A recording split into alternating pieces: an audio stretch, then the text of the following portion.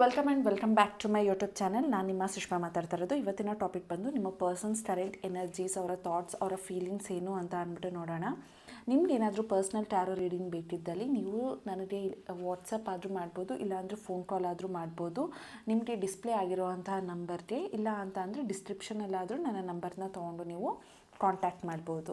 So ನಾನಿಲ್ಲಿ card shuffle ಮಾಡಬೇಕಾದ್ರೆ ನೀವು ನಿಮ್ಮ ಪರ್ಸನ್ನ ನೆನಪಿಸ್ಕೊಳ್ತಾ ಇರಿ, ಸೊ ದಟ್ ಅವರ ಎನರ್ಜೀಸ್ ನನಗೆ ಪಿಕ್ ಮಾಡೋ ಅಂಥದ್ದು ಈಸಿ ಆಗುತ್ತೆ. ಓಕೆ, 10 ಆಫ್ ಸ್ವಾರ್ಡ್ ಅಂತ ಬರ್ತಿದೆ. 10 ಆಫ್ ಸ್ವಾರ್ಡ್ ಅಂತ ಅಂದರೆ ಆಲ್ರೆಡಿ ಈ ಒಂದು ರಿಲೇಷನ್ಶಿಪ್ ಅನ್ನುವಂಥದ್ದು ಡೆತ್ ಆಗೋಗಿದೆ. ಈ ಪರ್ಸನ್ ನಿಮ್ಮಿಂದ ನೋ ಕಾಂಟ್ಯಾಕ್ಟ್ ಸಿಚುವೇಶನ್ಗೆ ಹೋಗಿದ್ದಾರೆ. ನಿಮ್ಮದೇ ಈ ಪರ್ಸನ್ ಮೋಸ ಮಾಡಿದ್ದಾರೆ ಅಂತ ಅನ್ನಿಸ್ತಾ ಇದೆ. ನಿಮಗೆ ಇವರು ಬೇಕು ಅಂತ ಅಂದ್ಬಿಟ್ಟು ನಿಮ್ಮನ್ನು ಯೂಸ್ ಮಾಡಿಕೊಂಡು ಈಗ ಅವರ ಒಂದು ಸಂದರ್ಭಕ್ಕೆ ನಿಮ್ಮನ್ನು ದೂರ ಮಾಡಿಕೊಂಡು ಹೋಗಿರೋ ಥರ ನಿಮಗೆ ಅನ್ನಿಸ್ತಾ ಇದೆ. ಅಂದರೆ ಈ ಪರ್ಸನ್ ಪ್ರೆಸೆಂಟ್ ಎನರ್ಜಿ ಬಂದು ಸ್ವಲ್ಪ ರಿಲೇಷನ್ಶಿಪ್ ಅನ್ನೋವಂಥದ್ದು ಸಪ್ರೇಷನ್ ಅಥವಾ ಬ್ರೇಕಪ್ ಅಥವಾ ನೋ ಕಾಂಟ್ಯಾಕ್ಟ್ ಸಿಚುವೇಶನ್ ಅನ್ನೋವಂಥದ್ದು ಇಲ್ಲಿ ಕಾಣಿಸ್ತಾ ಇರೋವಂಥದ್ದು. ಈ ಪರ್ಸನ್ನೇ ರಿಲೇಷನ್ಶಿಪ್ನ ಎಂಡ್ ಮಾಡಿದ್ದಾರೆ ಅಂತ ಅಂದ್ಬಿಟ್ಟು ಇಲ್ಲಿ ಕಾಣಿಸ್ತಾ ಇದೆ. ಆ್ಯಂಡ್ ಆ ಪರ್ಸನ್ ನಿಮಗೋಸ್ಕರ ಏನು ಯೋಚನೆ ಮಾಡ್ತಿದ್ದಾರೆ ಅಂತ ನೋಡೋಣ. ಓಕೆ, ಆಲ್ರೆಡಿ ರಿಲೇಷನ್ಶಿಪ್ನ ಅವರು ಎಂಡ್ ಮಾಡಿ ಹೋಗಿದ್ರು ಕೂಡ ಅವರ ಒಂದು ಮನಸ್ಥಿತಿ ಬಂದು ತುಂಬಾ ಪಾಸಿಟಿವ್ ಆಗಿದೆ. ಸನ್ ಅಂತ ಅಂದರೆ ನಿಮ್ಮ ಲೈಫಲ್ಲಿ ಆ ಪರ್ಸನ್ ಒಂಥರ ಪ್ರಕಾಶಮಾನವಾಗಿ ಬೆಳಗ್ತಾರೆ ನಿಮ್ಮ ಜೀವನನ ಅಂತ ಅಂದ್ಬಿಟ್ಟು ಅರ್ಥ. ಅಂದರೆ ಈ ಪರ್ಸನ್ ಕಮ್ ಬ್ಯಾಕ್ ಮಾಡಬೇಕು. ಈ ಕಾರ್ಡ್ನ ನೋಡ್ತಿದ್ರೇ ನಿಮಗೆ ಗೊತ್ತಾಗುತ್ತೆ ಈ ಪರ್ಸನ್ ನಿಮ್ಮ ಹತ್ರ ಬರೋದಕ್ಕೆ ಟ್ರೈ ಮಾಡ್ತಿದ್ದಾರೆ. ಅವರು ಕೇರ್ ಫ್ರೀ ಆಗಿದ್ದಾರೆ. ಅವರಿಗೆ ಇದ್ದಂತಹ ಗೊಂದಲಗಳು ರಿಲೀಸ್ ಆಗಿದೆ. ಅವರು ಅದರಿಂದ ಹೊರಗಡೆ ಬಂದು ನಿಮ್ಮನ್ನು ಕಾಂಟ್ಯಾಕ್ಟ್ ಮಾಡಬೇಕು ಅಂತ ಅಂದ್ಕೊಂಡಿದ್ದಾರೆ. ಸೊ ಅವರು ನಿಮ್ಮನ್ನ ಅಪ್ರೋಚ್ ಮಾಡಬೇಕು, ನಿಮ್ಮನ್ನು ಕ್ಯಾಚ್ ಮಾಡಬೇಕು, ನಿಮ್ಮ ಅಟೆನ್ಷನ್ ಅವರಿಗೆ ಬೇಕು. ಈಗ ಅವರು ನಿಮ್ಮ ಹತ್ರ ಬರಬೇಕು ಅನ್ನೋ ಒಂದು ಮನಸ್ಥಿತಿಯಲ್ಲಿದ್ದಾರೆ. ಅವರು ನಿಮಗೆ ಒಂದು ಅಟೆನ್ಷನ್ ಅನ್ನೋವಂಥದ್ದನ್ನು ಈ ಪರ್ಸನ್ ಕೇಳ್ತಾ ಇದ್ದಾರೆ ಈಗ. ಆ್ಯಂಡ್ ಅವ್ರಿಗೆ ಅನ್ನಿಸ್ತಾ ಇದೆ ಅವರು ಓಪನ್ ಅಪ್ ಆಗಿ ನಿಮ್ಮ ಹತ್ರ ಮಾತಾಡಬೇಕು, ನಿಮ್ಮ ಹತ್ರ ಎಲ್ಲನೂ ಶೇರ್ ಮಾಡ್ಕೋಬೇಕು ಅನ್ನೋವಂಥದ್ದು ಆ ಪರ್ಸನ್ಗೆ ಫೀಲ್ ಆಗ್ತಾ ಇದೆ. ರಿಲೇಷನ್ಶಿಪ್ ಎಂಡ್ ಆಗಿದ್ರೂ ಕೂಡ, ನೋ ಕಾಂಟ್ಯಾಕ್ಟ್ ಸಿಚುವೇಶನಲ್ಲಿ ಇದ್ದರೂ ಕೂಡ, ನೀವಿಬ್ಬರು ಬೇರೆ ಬೇರೆ ಪ್ಲೇಸಲ್ಲಿ ಅಥವಾ ದೂರ ಇದ್ರೂ ಕೂಡ ಆ ಪರ್ಸನ್ಗೆ ನಿಮ್ಮ ಮೇಲಿರುವಂಥ ಫೀಲಿಂಗ್ಸ್ ಮಾತ್ರ, ನಿಮ್ಮ ಮೇಲಿರೋ ಒಂದು ಅಟೆನ್ಷನ್ ಅನ್ನೋವಂಥದ್ದನ್ನು ಈಗಲೂ ಅವರು ಪಡ್ಕೋಬೇಕು ಅಂತ ಅಂದ್ಕೊಳ್ತಾ ಇದ್ದಾರೆ. ಆ್ಯಂಡ್ ಅವ್ರಿಗೆ ಇನ್ನೂ ಕ್ಯೂರಿಯಾಸಿಟಿ ಅನ್ನೋವಂಥದ್ದಿದೆ. ನಿಮ್ಮ ಲೈಫಲ್ಲಿ ಏನಾಗ್ತಾ ಇದೆ, ನೀವು ಯಾರ ಜೊತೆ ಮಾತಾಡ್ತಾ ಇದ್ದೀರಾ, ನೀವು ಎಲ್ಲಿದ್ದೀರಾ, ನಿಮ್ಮ ಲೈಫ್ ಏನಾಗ್ತಾ ಇದೆ ಅನ್ನೋ ಒಂದು ಕ್ಯೂರಿಯಾಸಿಟಿ ಇದೆ. ಆ್ಯಂಡ್ ಐರೋಫ್ಯಾಂಟ್ ಅಂತ ಅಂದರೆ ಅವರು ಕೂಡ ಅಷ್ಟೇ ನಿಮ್ಮನ್ನು ತುಂಬಾ ಮಿಸ್ ಮಾಡ್ಕೊಳ್ತಿದ್ದಾರೆ. ದೇವ್ರ ಹತ್ರ ಕೇಳ್ಕೊಳ್ತಿದ್ದಾರೆ, ನಾನು ಈ ಪರ್ಸನ್ನಿಂದ ದೂರ ಹೋಗಿದ್ರೂ ಕೂಡ ಆ ಪರ್ಸನ್ ಲೈಫಲ್ಲಿ ಖುಷಿ ಸಂತೋಷ ಅನ್ನೋವಂಥದ್ದು ಇರಲಿ. ಅದನ್ನು ನಾನೇ ಮಿಸ್ಟೇಕ್ ಮಾಡಿ ನನ್ನ ಒಂದು ತಪ್ಪಿನಿಂದ ಈ ಪರ್ಸನ್ ಲೈಫಿಂದ ನಾನು ದೂರ ಹೋಗಿದ್ರೂ ಕೂಡ ಆ ಪರ್ಸನ್ ಖುಷಿಯಾಗಿರಲಿ, ಸಂತೋಷವಾಗಿರಲಿ ಅಂತ ಅಂದ್ಬಿಟ್ಟು ಅವರು ದೇವ್ರ ಹತ್ರ ಕೇಳ್ಕೊಳ್ಳೋ ಹಾಗೆ ಕಾಣಿಸ್ತಾ ಇದೆ. ಅಂದರೆ ಈ ಪರ್ಸನ್ ದೂರ ಆಗಿದ್ರೂ ಕೂಡ ಅವ್ರಿಗೆ ನಿಮ್ಮ ಮೇಲೆ ಒಂದು ಪಾಸಿಟಿವ್ ಫೀಲಿಂಗ್ ಅನ್ನೋವಂಥದ್ದು ತುಂಬಾ ಕಾಣಿಸ್ತಾ ಇದೆ. ಆ್ಯಂಡ್ ಕೆಲವೊಬ್ಬರು ಅವರ ಫ್ರೆಂಡ್ಸ್ಗಳ ಹತ್ರನೂ ಕೂಡ ನಿಮ್ಮ ಬಗ್ಗೆ ಶೇರ್ ಅನ್ನುವಂಥದ್ದನ್ನು ಮಾಡ್ತಿದ್ದಾರೆ. ಅವರ ಫ್ರೆಂಡ್ಸ್ ಹತ್ರ ಮಾತಾಡುವಂಥದ್ದು, ಅವರು ನಿಮ್ಮ ಬಗ್ಗೆ ಡಿಸ್ಕಸ್ ಮಾಡುವಂಥದ್ದು, ಆ್ಯಂಡ್ ನೀವು ಎಲ್ಲಿದ್ದೀರಾ, ಏನಾಗ್ತಾ ಇದ್ದೀರಾ ಅಂತ ತಿಳ್ಕೊಳ್ಳೋ ಅಂಥದ್ದು. ನಿಮ್ಮಿಬ್ಬರ ಮಧ್ಯೆ ಯಾರಾದರೂ ಮ್ಯೂಚುವಲ್ ಫ್ರೆಂಡ್ ಇದ್ದರೆ ಅವ್ರ ಹತ್ರ ನಿಮ್ಮ ಬಗ್ಗೆ ತಿಳ್ಕೊಳ್ಳೋ ಅಂಥದ್ದು, ಈ ಥರ ಈ ಪರ್ಸನ್ ಮಾಡ್ತಾ ಇದ್ದಾರೆ. ಆ್ಯಂಡ್ ಅವರಿಗೆ ನಿಮ್ಮ ಮೇಲಿರುವಂತಹ ಫೀಲಿಂಗ್ಸ್ ಏನು ಕಮ್ಮಿ ಅನ್ನೋವಂಥದ್ದಾಗಿಲ್ಲ. ಯಾಕೆಂದರೆ ಅವ್ರಿಗೆ ಗೊತ್ತು ನೀವು ಅವರ ಜೀವನಕ್ಕೆ ಬಂದ ಮೇಲೆ ಅವರ ಲೈಫ್ ಅನ್ನುವಂಥದ್ದು ತುಂಬ ಖುಷಿ ಸಂತೋಷ ಅನ್ನುವಂಥದ್ದಿತ್ತು. ನೀವು ಅವರ ಲೈಫಿಗೆ ಬಂದ ಮೇಲೆ ಅವರಿಗೆ ಪ್ರಾಬ್ಲಮ್ಸ್ ಅನ್ನುವಂಥದ್ದು ಎಷ್ಟೇ ಇದ್ರೂ ನೀವು ಇದ್ದಾಗ ಅವ್ರ ಲೈಫಲ್ಲಿ ಏನೂ ಬೇಡ ಅನ್ನೋ ಒಂದು ಮನಸ್ಥಿತಿಯಲ್ಲಿ ಆ ಪರ್ಸನ್ ಇದ್ದರು. ಸೊ ಅವರು ಒಂಥರ ನಿಮ್ಮ ಒಂದು ಪ್ರೀತಿ ವಿಶ್ವಾಸ ಅನ್ನುವಂಥದ್ದು ಈ ಪರ್ಸನ್ಗೆ ತುಂಬ ಕಾಣಿಸ್ತಿತ್ತು ಅವರು ನಿಮ್ಮ ರಿಲೇಷನ್ಶಿಪ್ಪಲ್ಲಿ ಇದ್ದಾಗ. ಬಟ್ ಈಗ ಅವರು ನೀವೆಷ್ಟೇ ಅವ್ರ ಹತ್ರ ಮಾತಾಡ್ಸೋಕ್ಕೆ ಹೋದ್ರು ಆ ಪರ್ಸನ್ನೇ ದೂರ ಹೋಗುವಂಥದ್ದು ಕಾಣಿಸ್ತಾ ಇದೆ. ಅವರು ದೂರ ಮಾಡ್ಕೊಳ್ತಿದ್ದಾರೆ ನಿಮ್ಮನ್ನ ಡೇ ಬೈ ಡೇ. ಯಾಕೆ ಅಂತ ಅಂದರೆ ಅವ್ರಿಗೆ ನೀವು ಅಟೆನ್ಷನ್ ಕೊಡೋದು ಅವ್ರಿಗೆ ಭಯ ತರಿಸುತ್ತೆ. ನಿಮ್ಮ ಹತ್ರ ವಾಪಸ್ ನಿಮ್ಮ ಹತ್ರ ವಾಪಸ್ ಬರೋದಕ್ಕೆ ಆ ಪರ್ಸನ್ಗೆ ಭಯ ಅನ್ನುವಂಥದ್ದು ಕಾಡುತ್ತೆ. ಸೊ ಅದರಿಂದ ಈ ಪರ್ಸನ್ ನೀವೆಷ್ಟೇ ರಿಲೇಷನ್ಶಿಪ್ಪಲ್ಲಿ ಪ್ರೀತಿ ಕೊಡ್ತೀನಿ ಅಂತ ಅಂದ್ಬಿಟ್ಟು ಅವ್ರ ಹತ್ರ ಹೋದಷ್ಟು ಆ ಪರ್ಸನ್ನು ಭಯಕ್ಕೆ ಹೋಗ್ತಾರೆ ಹೊರತು ಮತ್ತು ವಾಪಸ್ ಬರಬೇಕು ಅಂತ ಅನ್ನಲ್ಲ. ಆದರೆ ಎಷ್ಟೇ ದೂರ ಇದ್ರೂ ನೀವು ಖುಷಿಯಾಗಿರಲಿ, ನೀವು ಸಂತೋಷವಾಗಿರಲಿ ಅಂತ ಅಂದ್ಬಿಟ್ಟು ಅವರು ಅಂದ್ಕೊಳ್ತಾರೆ. ಆ್ಯಂಡ್ ಜಡ್ಜ್ಮೆಂಟ್ ಕಾರ್ಡ್ ಬಂದಿದೆ. ಹಂಗಿದ್ರೆ ಈ ಪರ್ಸನ್ಗೆ ಒಂದು ರಿಲೇಷನ್ಶಿಪ್ಪಲ್ಲಿ ಒಂದು ಎಕ್ಸ್ಟ್ರಾ ಚಾನ್ಸ್ನ ಕೊಟ್ಟರೆ ಆ ಪರ್ಸನ್ ಸರಿ ಹೋಗ್ಬೋದು. ಅವ್ರು ಮತ್ತೆ ಮತ್ತೆ ಬರಬಹುದು ಅನ್ನೋ ಒಂದು ಫೀಲಿಂಗಲ್ಲಿ ಆ ಪರ್ಸನ್ ಇದ್ದಾರೆ. ಬಟ್ ಅವರು ರೈಟ್ ನೌ ಆ ಪರ್ಸನ್ ಇನ್ನೂ ಸ್ಟೇಬಲ್ ಆಗಿಲ್ಲ, ರಿಲೇಷನ್ಶಿಪ್ನ ಎಕ್ಸೆಪ್ಟ್ ಮಾಡ್ಕೊಂಡು ಬರೋದಕ್ಕೆ ಆಗ್ತಾ ಇಲ್ಲ. ಬಿಕಾಸ್ ಅವ್ರಿಗೆ ಆದಂಥ ಒಂದು ರೆಸ್ಪಾನ್ಸಿಬಿಲಿಟೀಸ್ ಇದೆ.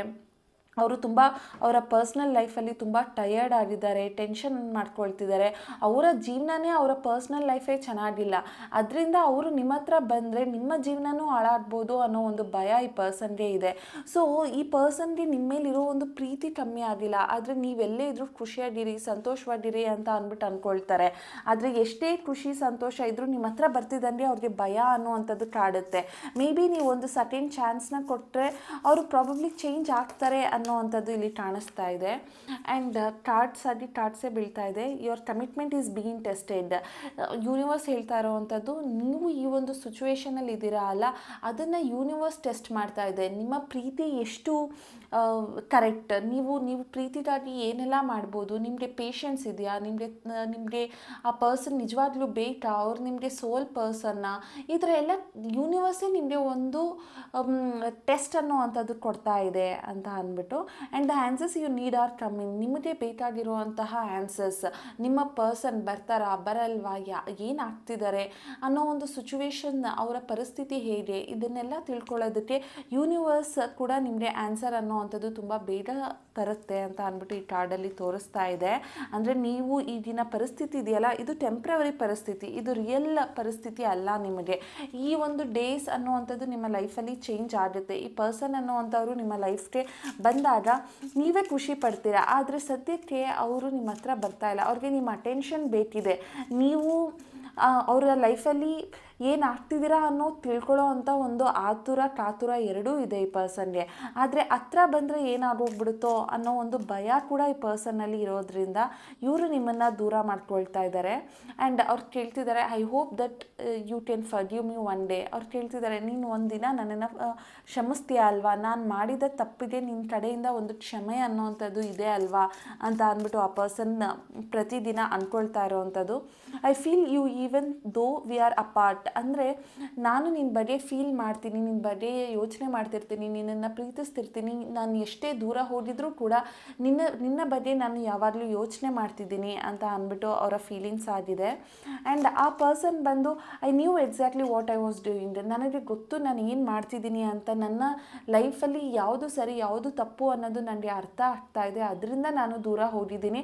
ಬಟ್ ಅದಕ್ಕೋಸ್ಕರ ನೀನು ಬೇಜಾರು ಮಾಡ್ಕೋಬೇಡ, ನನ್ನನ್ನು ನೀನು ಕ್ಷಮಿಸು, ನಾನು ಎಷ್ಟೇ ದೂರ ಹೋದ್ರೂ ಕೂಡ ನಾನು ನಿನ್ನನ್ನು ಪ್ರೀತಿಸ್ತೀನಿ ಅಂತ ಅಂದ್ಬಿಟ್ಟು ಈ ಪರ್ಸನ್ ಹೇಳ್ತಾ ಇದ್ದಾರೆ. ಅಂದರೆ ಅವ್ರಿಗೆ ನಿಮ್ಮ ಮೇಲೆ ಒಂದು ಫೀಲಿಂಗ್ ಅನ್ನೋ ಅಂಥದ್ದಿದೆ. And I am not available. ನಾನು ಸದ್ಯಕ್ಕೆ ನಿನ್ನಗೆ ಸಿದ್ಧೇ ಇರಬಹುದು, ನಾನು ನಿನ್ನಿಂದ ದೂರ ಆಗಿರ್ಬೋದು, ಆದರೆ ನನ್ನ ಪ್ರೀತಿ ನಿನಗೆ ಯಾವತ್ತಿದ್ರೂ ಸಿಕ್ಕೇ ಸಿಗುತ್ತೆ ಅಂತ ಅಂದ್ಬಿಟ್ಟು ಆ ಪರ್ಸನ್ ಹೇಳ್ತಾ ಇರೋವಂಥದ್ದು.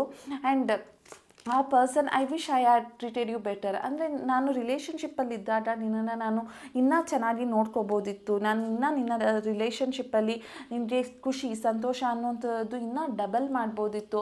ಆದರೆ ನಾನು ನಿನ್ನಿಂದ ದೂರ ಬಂದಮೇಲೆ ನಾನು ಇದನ್ನೆಲ್ಲ ಮಿಸ್ ಮಾಡ್ಕೊಳ್ತಾ ಇದ್ದೀನಿ ಅಂತ ಅಂದ್ಬಿಟ್ಟು ಈ ಪರ್ಸನ್ ಫೀಲ್ ಮಾಡ್ತಿದ್ದಾರೆ. ಈ ಪರ್ಸನ್ ಒಂದು ವಿಚಾರ ನಾನಿಲ್ಲಿ ಹೇಳ್ಬೋದು, ಅವ್ರಿಗೆ ನೀವು ಎಷ್ಟೇ ದೂರ ಇದ್ರೂ ಕೂಡ ನಿಮ್ಮ ಮೇಲೆ ಇರೋವಂಥ ಫೀಲಿಂಗ್ಸ್ ಅನ್ನೋವಂಥದ್ದು ಈ ಪರ್ಸನ್ಗೆ ಇನ್ನೂ ಕಮ್ಮಿ ಅನ್ನೋವಂಥದ್ದಾಗಿ ಅವ್ರು ಈಗಲೂ ಕೂಡ ಈ ಪರ್ಸನ್ ನಿಮ್ಮ ಬಗ್ಗೆ ಯೋಚನೆ ಮಾಡ್ತಿದ್ದಾರೆ ಅಂತ ಹೇಳ್ಬೋದು. ಆ್ಯಂಡ್ ಅವ್ರು ಇಲ್ಲಿ ನೋಡಿ, ಫಸ್ಟ್ ಕಾರ್ಡೇ ಡೆತ್ ಕಾರ್ಡ್ ಥರ ಬಂದಿದೆ. ಅಂದರೆ ರಿಲೇಷನ್ಶಿಪ್ ಎಂಡ್ ಮಾಡಿದ್ರೂ ಕೂಡ ಆ ಪರ್ಸನ್ ನಿಮ್ಮ ಹತ್ರ ಮಾತಾಡಬೇಕು, ಟ್ರಾನ್ಸ್ಪರೆನ್ಸಿಯಿಂದ ಮಾತಾಡಬೇಕು, ಅವರ ಜೀವನದಲ್ಲಿ ಏನಾಗ್ತಿದೆ ಅಂತ ಹೇಳ್ಕೋಬೇಕು ಅನ್ನೋವಂಥದ್ದು ಎಲ್ಲ ಇದ್ರೂ ಕೂಡ ಆ ಪರ್ಸನ್ಗೆ ಒಂದು ಭಯ ಅನ್ನೋವಂಥದ್ದು ಇದೆ. ನಾನು ನನ್ನದೇ ಆದಂಥ ಒಂದು ರೆಸ್ಪಾನ್ಸಿಬಿಲಿಟೀಸ್ನ ಬಿಟ್ಟು ನಾನು ಬಂದರೆ ಅದನ್ನು ಸಮಾಜನೂ ಎಕ್ಸೆಪ್ಟ್ ಮಾಡಲ್ಲ, ಪ್ರಾಬಬ್ಲಿ ನೀನು ಎಕ್ಸೆಪ್ಟ್ ಮಾಡಲ್ಲ. ಬಿಕಾಸ್ ನನ್ನದೇ ಆದಂಥ ಕೆಲವೊಂದು ಕೆಲಸಗಳಿದೆ, ಕಾರ್ಯಗಳಿದೆ, ಅದನ್ನು ಬಿಟ್ಟು ನನ್ನ ಹತ್ರ ಬರೋದಕ್ಕಾಗಲ್ಲ ಅಂತ ಅಂದ್ಬಿಟ್ಟು ಈ ಪರ್ಸನ್ ಹೇಳ್ತಾ ಇದ್ದಾರೆ. ಬಿಕಾಸ್ ಆ ಪರ್ಸನ್ ನಿಮ್ಮ ಮೇಲೆ ಫೀಲಿಂಗ್ಸ್ ಇರೋ ಅಂಥದ್ದು ನಿಜ, ಬಟ್ ಸ್ಟಿಲ್ ಆ ಪರ್ಸನ್ ಬಂದು ನಿಮಗೆ give your relationship a chance ಅಂತ ಕೇಳ್ತಿದ್ದಾರೆ. ಅಂದರೆ ಆ ಪರ್ಸನ್ಗೆ ಒಂದು ಇನ್ನೊಂದು ಚಾನ್ಸ್ ಅನ್ನೋವಂಥದ್ದನ್ನು ಇವರೇ ಹುಡುಕೊಂಡು ಬರ್ತಾರೆ ನಿಮ್ಮ ಹತ್ರ. ರಿಲೇಷನ್ಶಿಪ್ಪಲ್ಲಿ ಅವರ ರೆಸ್ಪಾನ್ಸಿಬಿಲಿಟೀಸ್, ಅವ್ರು ಮಾಡಿರೋ ತಪ್ಪಾಗಿರ್ಬೋದು ಎಲ್ಲನೂ ದೂರ ಮಾಡಿಕೊಂಡು ಅವರು ನಿಮ್ಮ ಹತ್ರ ಮುಂದೆ ಚಾನ್ಸ್ ಕೇಳಿಕೊಂಡು ಅವರು ಬರೋ ಹಾಗೆ ಕಾಣಿಸ್ತಾ ಇದೆ ಇಲ್ಲಿ. ಆ್ಯಂಡ್ ಲಾಸ್ಟ್ ಒಂದು ಫೈನಲ್ ಕಾರ್ಡ್ ನೋಡೋಣ. Keep on open minded. ನಾನು ಯಾವತ್ತಿದ್ರೂ ನಾನು ನಿನ್ನ ಹತ್ರ ಬಂದೇ ಬರ್ತೀನಿ, ಬಿಕಾಸ್ ನೀನು ನನ್ನ ಸೋಲ್ಮೇಟ್. ನಾನು ನಿನ್ನ ಹತ್ರ ಇರೋಷ್ಟು ಟ್ರಾನ್ಸ್ಪರೆನ್ಸಿ ಆಗಿ ನಾನು ನಿನ್ನ ಹತ್ರ ತೋರಿಸೋ ಅಂಥ ಪ್ರೀತಿ ಬೇರೆ ಯಾರೂ ತೋರಿಸಲ್ಲ. ಮೇ ಬಿ ಯೂಶ್ವಲಿ ನಾನು ನಿನ್ನ ಹತ್ರ ಎಷ್ಟೇ ಕೋಪ ಅಥವಾ ದ್ವೇಷ ಈ ಥರ ನಾನು ತೋರಿಸ್ಕೊಳ್ತಿದ್ರು ನಾನು ಯಾವತ್ತಾದರೂ ಬಂದರೆ ಪ್ಲೀಸ್ ಓಪನ್ ಮೈಂಡೆಡಿಂದ ನನ್ನನ್ನು ಎಕ್ಸೆಪ್ಟ್ ಮಾಡು ಅಂತ ಅಂದ್ಬಿಟ್ಟು ಈ ಪರ್ಸನ್ ಕೇಳ್ಕೊಳ್ತಿದ್ದಾರೆ. ಸೊ ನಿಮ್ಗೇನಾದರೂ ಈ ರೀಡಿಂಗ್ ಇಷ್ಟ ಆಗಿದ್ರೆ ನೀವು ಕಮೆಂಟ್ ಸೆಕ್ಷನಲ್ಲಿ 111 ಅಂತ ಆದರೂ ಟೈಪ್ ಮಾಡಿ, ಇಲ್ಲ ರೆಸೊನೇಟೆಡ್ ಅಂತ ಆದರೂ ಟೈಪ್ ಮಾಡಿ.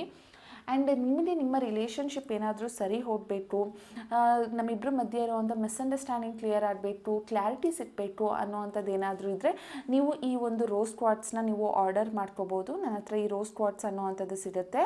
ನೀವು ನಿಮ್ಮ ರಿಲೇಷನ್ಶಿಪ್ನ ಸರಿ ಮಾಡ್ಕೋಬೇಕು ಅಂತ ಇದ್ದರೆ ನೀವು ಇದನ್ನು ವೇರ್ ಮಾಡ್ಬೋದು. ನಿಮ್ಗೆ ಈ ಬ್ರೇಸ್ಲೆಟ್ ಬೇಕು ಅಂತ ಅಂದರೆ ನೀವು ನನ್ನ ವಾಟ್ಸಪ್ಗೆ ಕಮೆಂಟ್ ಅಥವಾ ನನ್ನ ವಾಟ್ಸಪ್ಗೆ ಮೆಸೇಜ್ ಮಾಡಿದ್ರೆ ನಾನು ನಿಮ್ಮ ಅಡ್ರೆಸ್ಗೆ ಈ ಒಂದು ಬ್ರೇಸ್ಲೆಟ್ನ ತಲುಪಿಸ್ತೀನಿ. ಇದ್ರದ್ದು ಪ್ರೈಸ್ ಬಂದು 650 ರೂಪಾಯಿ ಆಗುತ್ತೆ. ಔಟ್ ಆಫ್ ಕರ್ನಾಟಕ ಆದರೆ delivery charges extra 20 to 30 rupees ಇರುತ್ತೆ. ಸೊ ನಿಮ್ಗೇನಾದರೂ ಈ ಒಂದು ಬ್ರೇಸ್ಲೆಟ್ ಬೇಕು ಅಂತ ಅಂದರೆ ನನಗೆ ತಿಳಿಸಿ. Thank you.